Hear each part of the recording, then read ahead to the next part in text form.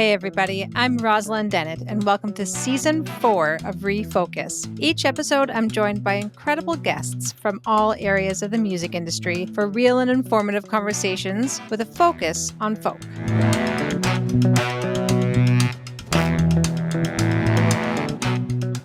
Hello and welcome to REFOKUS. Our guest today is Spencer Shewen.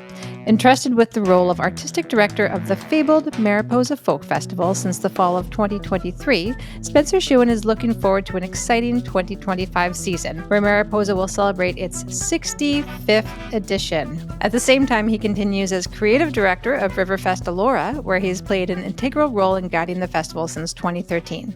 Spencer also sits on the board of directors for the Elora Centre for the Arts.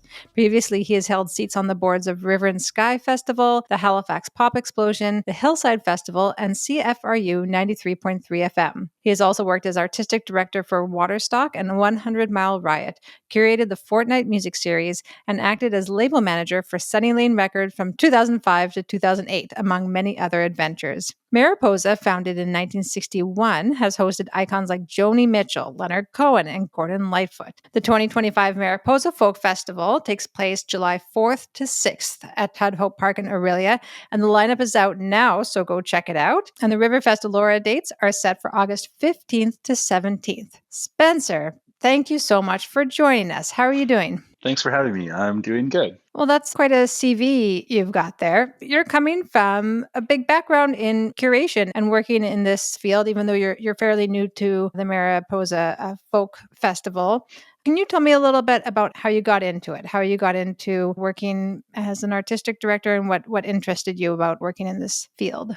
Yeah, so I started. I remember when I was a kid, my mom loves telling the story of whenever I was asked what I wanted to be when I grew up, I said I wanted to be the guy that picked the songs on the radio, because somehow, even when I was like 7, I knew that there was somebody that did that, and has always been something that has stuck with me. And then after high school, I didn't go to university right away or college like a lot of my friends did. I ended up bartending for a few years and working in a live music venue called the Trashateria and Jimmy Jazz in Guelph. And one of my friends ended up going to the Harris Institute in Toronto for basically recording arts management was the program at the time. It's basically everything to do with the entertainment industry and business and PR and graphic design and all that stuff. He called me while he was there, and he was just like, if I know anyone that should be going to this school, it's you. And so I looked into it and decided to go. It was a 1-year high intensive program.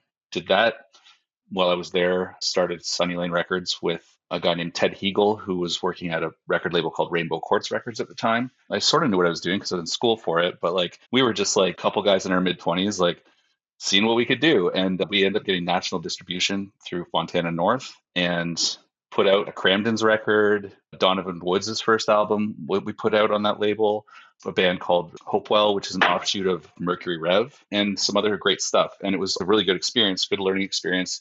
And it also helped me get to know just a lot of people in the industry and kind of expand my network that way. But also realized fairly quickly that owning a record label, running a record label, especially at that time when the internet was kind of starting to change the way everything was structured and stuff, it was kind of a money pit, if I'm being honest. So learned a great deal, really happy about the experience, but we decided to shut it down after about 4 or 5 years. But at the same time, I'd started promoting club shows, basically. So booking shows in Guelph and a few in Toronto and stuff, and moved back to Guelph and started booking shows once or twice a month at the E-Bar in Guelph, which was a great music venue that ran there for a number of years. And I always knew that I wanted to work in music and work in events. So kind of just kept plugging away at that and kind of taking every opportunity that was offered to me and just trying to keep my options, or just keep learning, I guess, is what I was doing. And then I had an opportunity to be on the board of directors at Hillside and learned a lot there. Sam Bajel is a legend, and got the opportunity to just talk to him, ask him lots of questions, and learn a lot from everybody that was there and how festivals are run and all that kind of stuff. And also with the Guelph Jazz Festival, helping there and just kind of trying to keep absorbing as much as I could.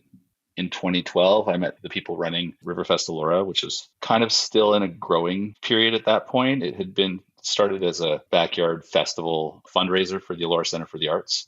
The first few years, there was about 400 or 500 people at it, kind of a one-day thing. And then in 2012, they moved to Bissell Park and made it a little bit bigger. I think that year the headliners, it was still one day. The headliners were like the Wooden Sky and Cuff the Duke and Tony McManus. And I was managing a restaurant called the Cornerstone in Guelph at the time. And John and Sean from Riverfest came in and asked if they could sell tickets for Riverfest Elora at the Cornerstone. And it happened to be taking place on my birthday. So I said, sure. You can sell tickets here if I can have 10 free tickets to come to the festival for my birthday. So that was my first year going to Riverfest. Brought a bunch of friends, had a great time by the river, went skinny dipping behind the stage, did all the stuff, and then kind of kept that relationship going with them. And then the following year, they decided to expand the festival to 2 days. And then I ended up helping with the lineup because I was booking all these club shows and had connections with booking agents and good relationships in that. And so they brought me in to help with that a little bit. And kind of just kept taking on a little bit more, kind of grew into the role there with them. As the festival grew, my responsibilities grew to the point where we are now, I guess. Tell us a little bit about the kind of size and scope of Riverfest. So Riverfest is a 3-day outdoor music festival. It's just outside the downtown of Elora in a park. It gets between 5,000 and 6,000 people a day over the 3 days. There's 3 stages, food vendors, craft beer, all that stuff. As far as the programming goes, it's a bit, I would call it I like to say it's a popular music festival. So as opposed to a folk festival, it's a bit more like rock, pop, hip hop, some country, some punk. The programming is all really upbeat, kind of party atmosphere vibes, or mostly upbeat party atmosphere vibes. We still have your Donovan Woods and your Amelia Curran and people like that come. Feist headlined a few years ago, but it's overall, it's a very, what I would say, popular music festival. Right. And then for those of you who are listening that somehow have not been to Mariposa, which I can't imagine there are any, but can you explain a little bit about kind of the size, scope, the lore and fables as you have in your bio of Mariposa? I feel very grateful to be able to be a small part of Mariposa's history. It's been around since 1961. It's having its 65th year, as you said, this year. It's famous for having been one of the first festivals that people like Joni Mitchell and Neil Young and Bruce Cockburn all kind of came up through that festival, came every multiple years and would come even when they're not performing to come hang out. It's probably Canada's most, or even North America's most storied festival in a lot of ways. Mariposa, as far as size and scope, is about 10,000 people a day over the 3 days. Multiple stages, 11 stages. There's everything from performance, straight up performances, to workshops and all kinds of stuff that happens. My question was going to be what sets Mariposa apart, but I feel like Mariposa, it's one of the founding folk festivals in Canada, so it has been kind of a trendsetter. What do you feel like makes that festival special? It is a really special festival. It's become almost rite of passage for a lot of musicians to be able to play it. You really feel it when you're there. There's a reverence for it, from the artists that are playing to the people that are attending to the volunteers. Everybody is there because they feel like they own part of it, but they're also because they are part of the history of the ongoing success of the festival. Mariposa also is credited, depending who you talk to, I'm pretty sure it is the originator of what we call a workshop, where multiple artists come together and play each other's songs or improvise or take turn, get a chance while they're in this one place together to collaborate live on the stage. And those are some of the most magical moments of the festival for sure as well. Yeah, when I think about Mariposa's kind of contributions to the festival community in Canada, that's the first thing that comes to my mind is the workshops, because that's certainly something that's been adopted across most of the folk festivals in Canada. And it's really what sets the Canadian festivals apart from any other international folk festival, is this idea of collaboration. And I'm pretty sure I've said this on every podcast that's about booking folk festivals, but it's truly one of the most unique experiences, both for the audience and for the artists, which creates these beautiful, magical moments that really can't be replicated anywhere else in time. Well, let's talk about, what goes through your mind then. This is your second or third year booking Mariposa? This is my second year. Last year, I was hired in the beginning of November, really, in 2023, and had to have the lineup completed by the beginning of February, which is a very short window for how long it takes to really put these things together. But there was a few things that were already booked for the year. Pam from Mariposa did a great job filling in. And so part of my job was done, but it was a quick turnaround. So I was really happy with how it turned out. I called in a bunch of favors and I thought it went off very well. And the reception was great. This year, I've had a bit more time. So basically, like, started booking this festival before, right around last year's festival, but kind of wanted to get 1 year under my belt so that I could understand all the nuances between the stages and the scheduling and the workshops. For me, programming workshops was fairly new to me. Like, I think I've maybe done like 2 things that were kind of similar to that in the past. So really understanding the flow of who to put together, how to schedule things so that bands are running from one stage to another to get to their workshop, things like that. So this year when I was programming it, as I was programming, last year I was programming just to get the lineup done and out. And then after the lineup was announced, I did the schedule, put the workshops together and stuff and paired people up. This year, it's been kind of neat because as I've been booking people, I might have a few things confirmed already. And then I'm looking at another list of artists that we're considering. And I'm like, oh, this person, if we get them, they could be in a workshop with these people. And it's kind of like we're programming the workshops as we're booking the lineup. So it feels really good. And I think there's going to be some really cool surprises for people at the festival this year. That's so exciting. So when you were looking at these lists and putting together, are you kind of imagining in your head like, well, this would be a wicked jam if these guys were all up on stage together? Or are you thinking about it kind of genre-wise? Are you like, these people all write real sad songs, so let's throw them together for a cry fest? Like, how are you kind of imagining these workshops and getting creative with who you're putting together? Yeah, it's kind of all of those things. It's these people write really sad songs. It'd be great to have these 3 songwriters on stage just talking about sad songs that they've written and what about those songs resonates for them, and maybe have them playing together, playing each other's songs. Or it's these 2 bands are really amazing, like roots bands, and like how cool it would be to just have them jam out together and like just create on the stage, or talking to them about maybe doing a whole set of covering someone else's songs but in their style, that kind of thing. There's a few bands that are coming that are kind of have big horn sections, so I'm going to have them kind of collaborate together on stage with like all these horns and see what happens there. So just trying to make as many kind of different and exciting experiences for the people at the festival that you would never see anywhere else. It's like that's the only opportunity you're going to have to see these people collaborate, which is so cool to be able to do that. And like I said, it's something that is fairly new to me to be programming. So it's been just really special to be able to have that puzzle to try and put together and have that challenge. Been really enjoying it. So Estelle Klein, who was like one of the founders of Mariposa, was really known for pushing some of the boundaries of what people thought of as folk music and bringing together all sorts of different cultures and people together to perform and play together, do workshops together, and then create this collaborative atmosphere.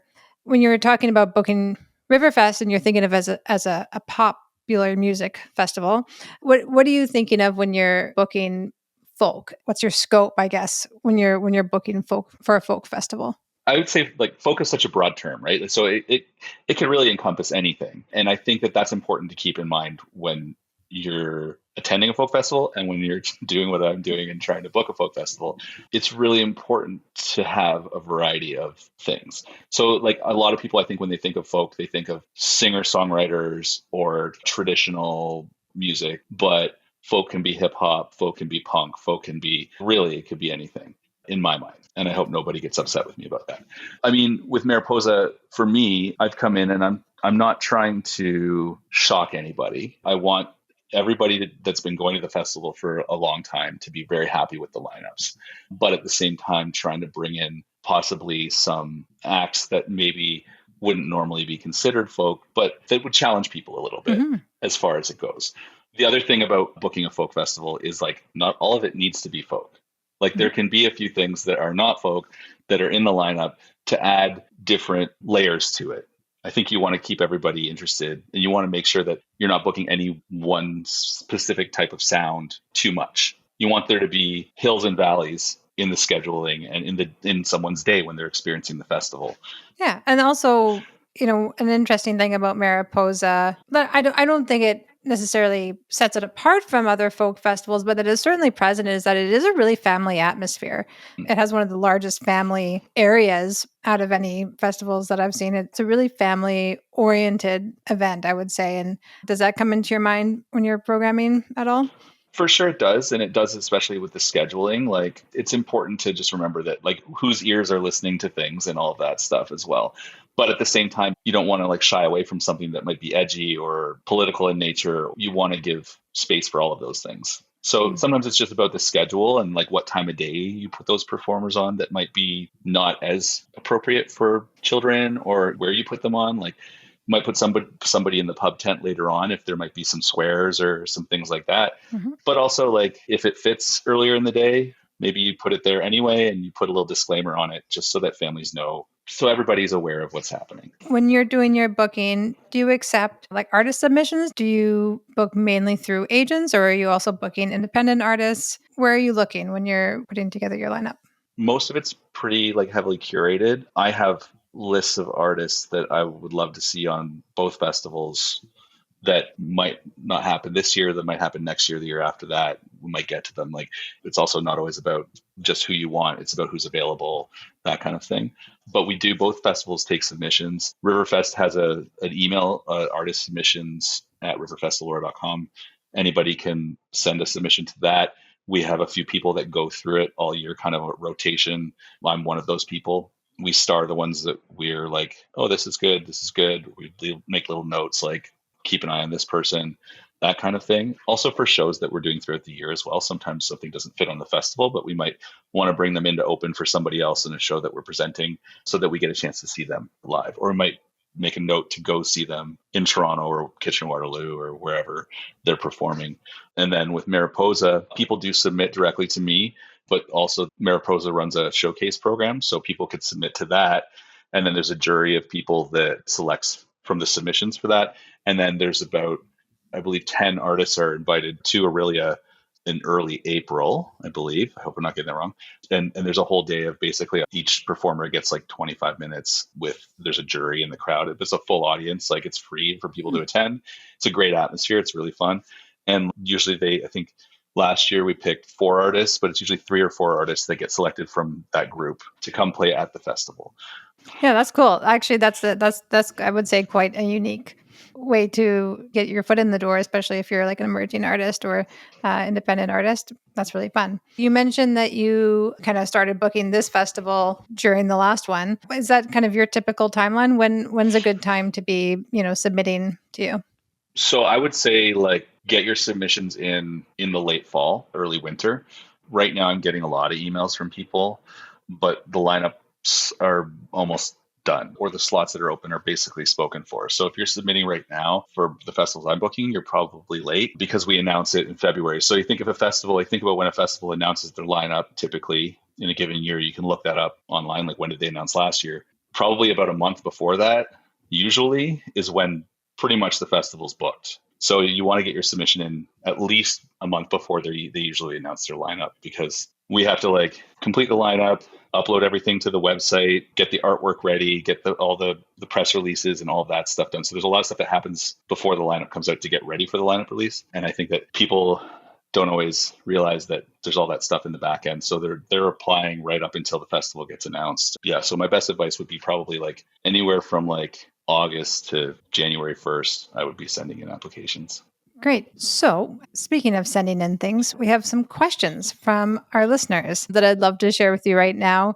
The first one is from our wonderful friend at Leah Holtham, who asks, what do you look for when selecting smaller artists to perform at the festival? So I don't think smaller in size. I'm going to think that means like more emerging artists or local artists. There's a number of things you look at. Like you obviously want to like, does the music good? Will it resonate with our crowd, with our audience? Often those smaller artists get booked after the larger artists are booked, unless it's something that you've seen in the last year or someone's told you like, this was amazing at our festival, you guys should look at this, that kind of thing. So sometimes it's about like when you're looking for genre balance, what are we still kind of missing? What could we use some more of in the lineup to kind of round it out? But we're also looking at like people's socials, how many listeners you have on Spotify. That does come in, like it is a factor. But I try not to make it too much of a factor, especially when thinking of emerging artists and local artists. But those things definitely come up. I'll actually add on to that question a little bit, because I know that you've come to the Folk Music Ontario conference. I've seen you around different music conferences. Yeah. So maybe I'll tack on to that question and ask, when you're going to a showcase, what are you looking for? What do you like to see when somebody is showcasing for you? So showcases are interesting because they can be a weird environment to see bands in. So when you're sitting there watching artists, you kind of have to almost imagine what it would be like in a real live setting, because everybody in the room is kind of scrutinizing the artist. So it can be stressful and everything like that as well. But are they engaging? Is the music good? I hate saying is the music good, because it's all subjective. But does it fit with what I'm looking for? Who else is in the room as well, like at a showcase? Like, you're looking at, like, I take note of like what other festivals are watching, taking the time out of their schedule, or they've chosen this artist over this artist. Like, they're there watching it. And then, we all talk. So after the set, we're like, what did you think of that? And we kind of discuss it. That happens quite a bit. Or you run into somebody and they're like, oh, did you see this? It was so good. And maybe you missed it. You lock that away. You're like, okay, I got to check that out.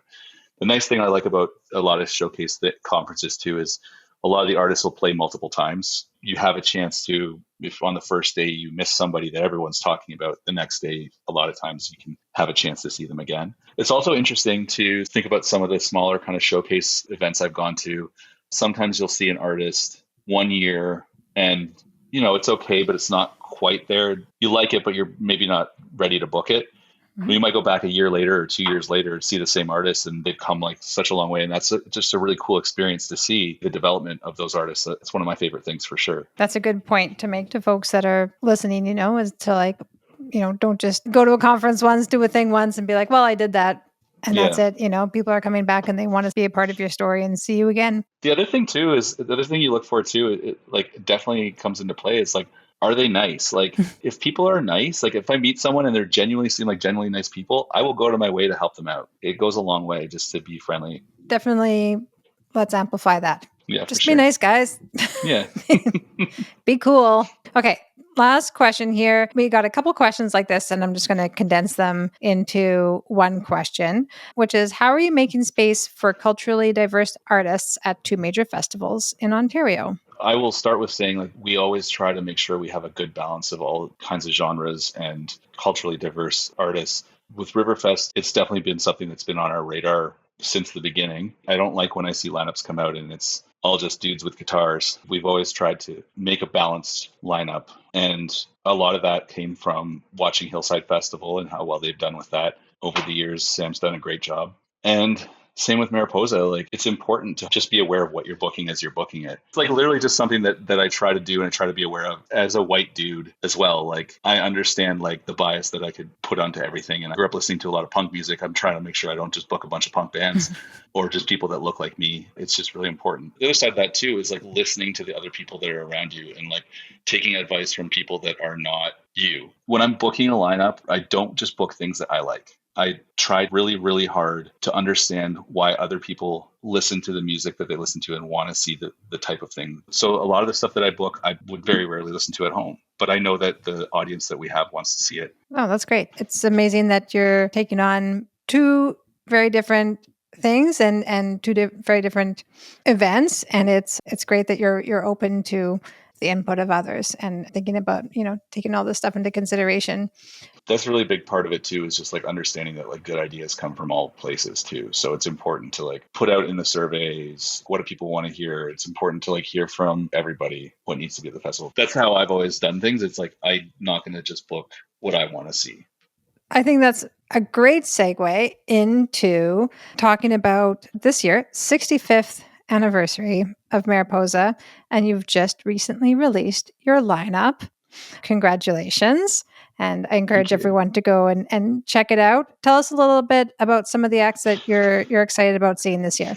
I'm very excited about the lineup this year. It's always interesting booking a lineup for a festival because 6 months ago, how my chart looked and how the slots looked on the festival is completely different to how it ends up by the time you release it.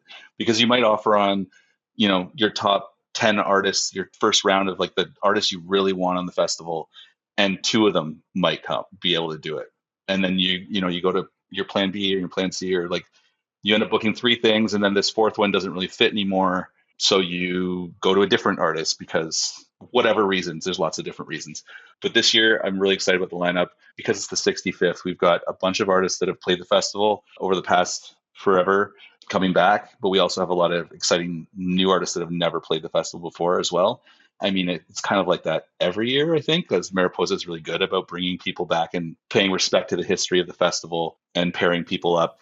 More seasoned artists with newer artists. We've got the Sheepdogs on Friday. We've got Paper Kites that are also playing on the Friday. Langhorne Slim.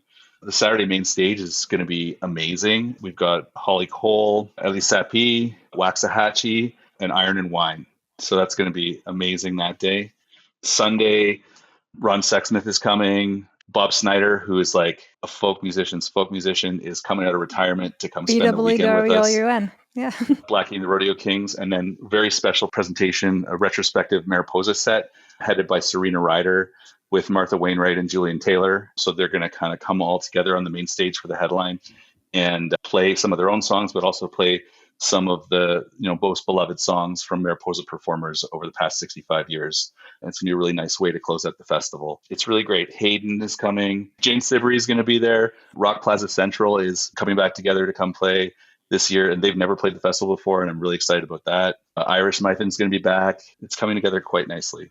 That's incredibly exciting, and congratulations on putting together absolutely fantastic lineup. I know everyone is super excited about it, and if you haven't seen the full lineup yet, go to mariposafolk.com. Get your tickets, get your camping spots, whatever you got to do. Spencer, thank you so much for chatting with us today. I really appreciate it. I really appreciate it too.